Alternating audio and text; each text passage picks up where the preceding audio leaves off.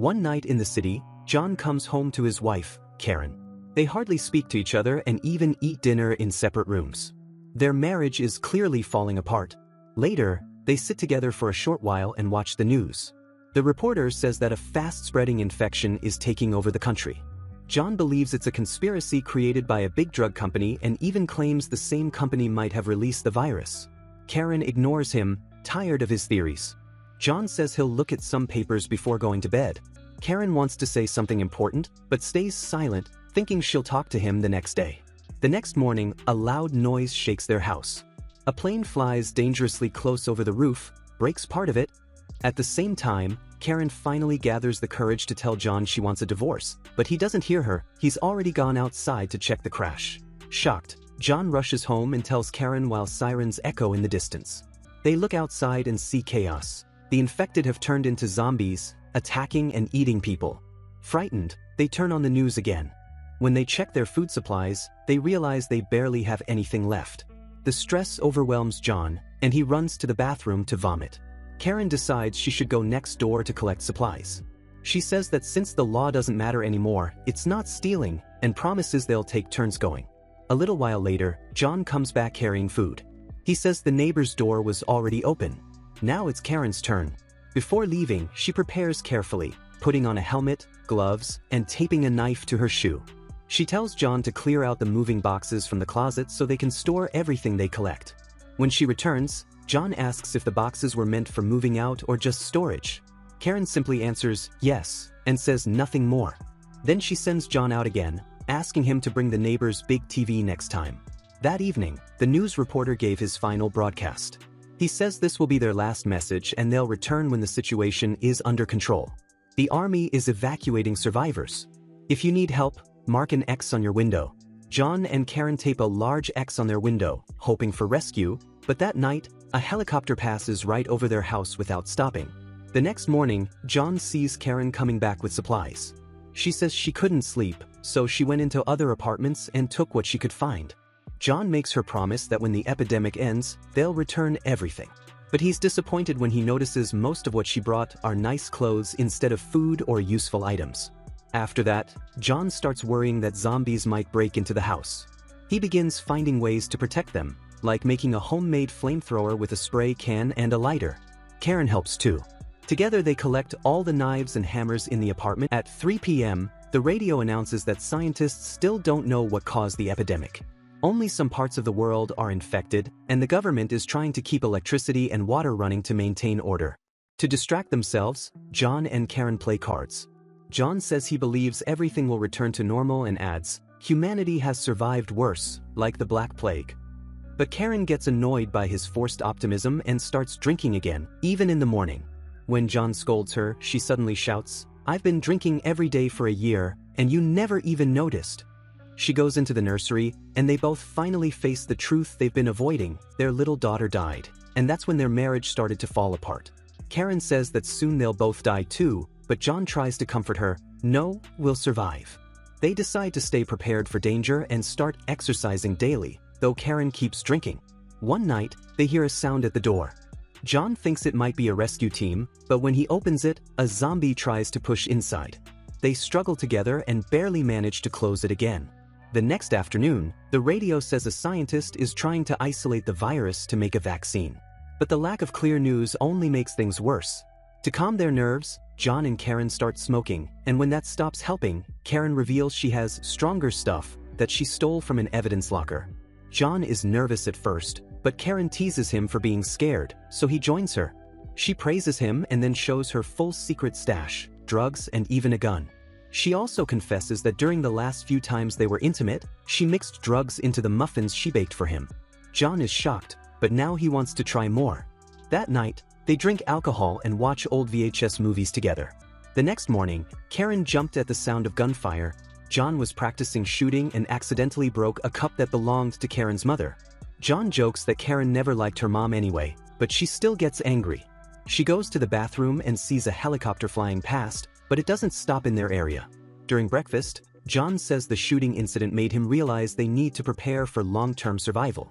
They start by throwing the broken cup pieces outside the door, then make Molotov cocktails using alcohol. They keep working out, but also keep using the happy powder. At 3 p.m., they turn on the radio again, but this time, there's only static. Suddenly, someone knocks on the door. John and Karen grab hammers and carefully open it. Standing outside are their neighbors, Leo and Emily. They ask to come in and explain what happened to them.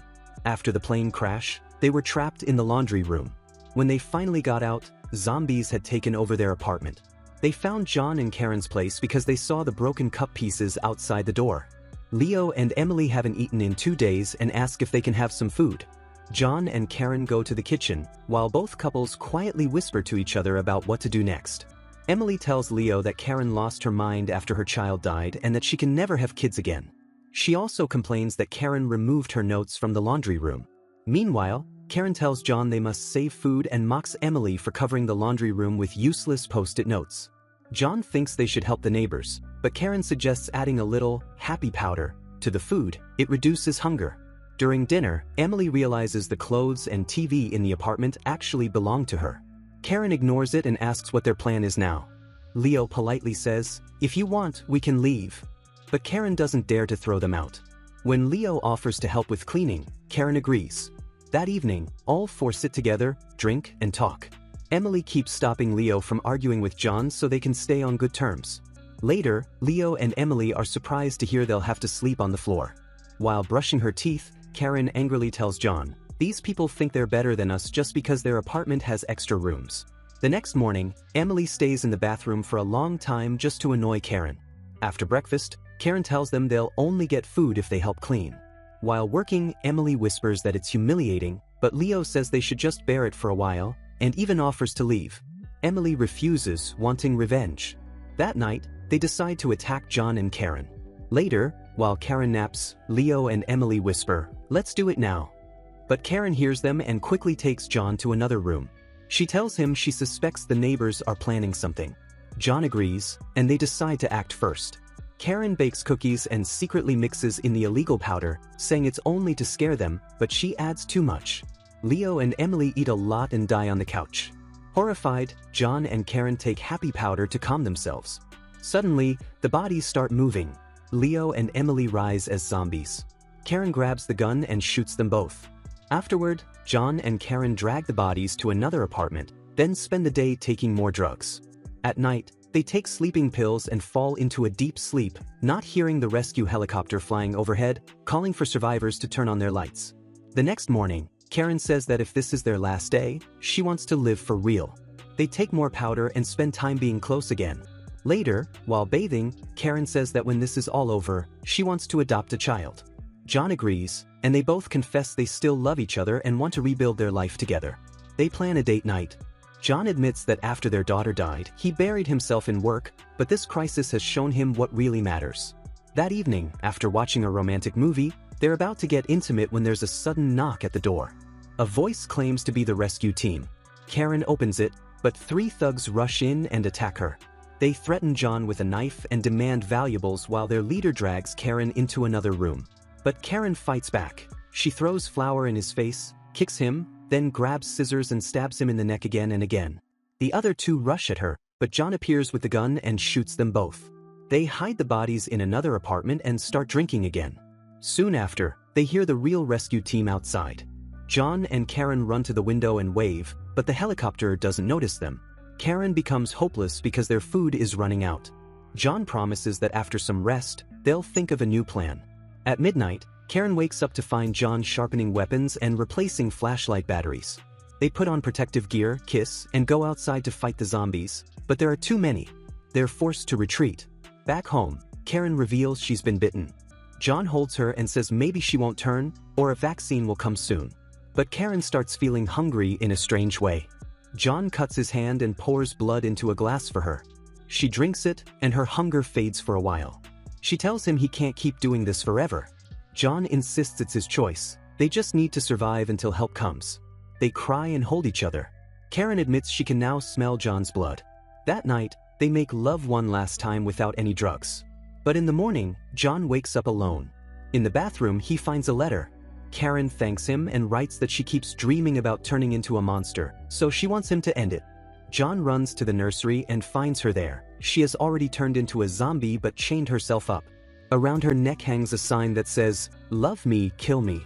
Crying, John talks to her about their dreams and future. He drinks to steady his hands and picks up the gun. But before he can act, a squad of soldiers enters the apartment. They saw the X mark on the window. When they reach the nursery, they find John and Karen have both turned into zombies, their hands taped together. The captain calls it love, but another soldier reads the new law.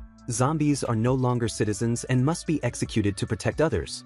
The soldiers shoot them both and leave.